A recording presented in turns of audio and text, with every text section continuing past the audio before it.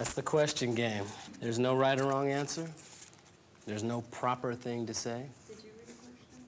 Oh, you want me to take a question? Yeah, we did. Oh, hey, I'm with that. King. That was yours. That was yours. Okay, this is a good one. In 10 years, I hope I'm not here.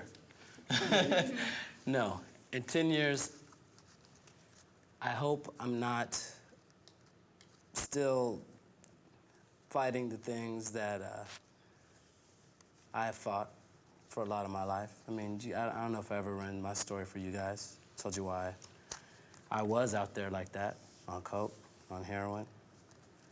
I'd like to blame it on my family, say it was all their fault, but I really can't.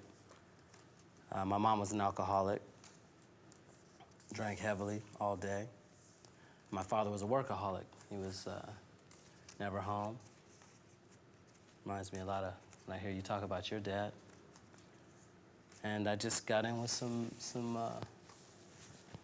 guys who were a real negative influence on me, and we started running on the streets, and you know, pretty soon you start robbing people, and you start justifying that it's okay to rob people, and it goes from taking something that, you know, somebody leaves somewhere or breaking into a car to busting somebody in the head. And I had a friend named Sincere. That was his nickname. And he said he knew how to get some easy drugs and some easy money. And we went to this guy's house. And Sincere pulled a gun. I didn't know he had a gun. And the gun wasn't loaded. And he pointed it at the guy, and some dude came out of a closet. Didn't even know the closet was over there. He had a sawed-off shotgun. Shot my friend in the chest. Blew his chest open. And they actually had a good laugh about it when they discovered that the gun was not loaded. They didn't even really look at him or look at me. I mean, it's like I was invisible. And they walked out, and I threw up, and I ran out, and I got on a bus with as much money as I could beg, and I got out to the ocean,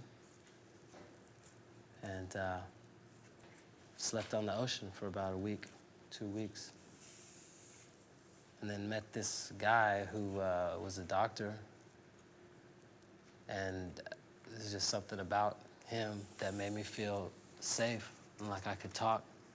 And I told him about my life and how I ended up there, and he gave me the number for this charter house, and slowly but surely I just started putting shit together, you know. I started taking classes and realized that I wasn't alone.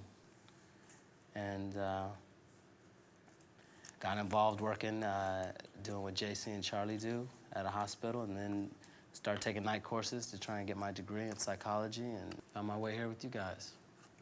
And I'm glad I'm here. But in 10 years, I hope I am able to deal more with where I came from and forgive myself, because I still blame myself a lot for that, and I hurt my parents a lot. But I really hope in 10 years I'm able to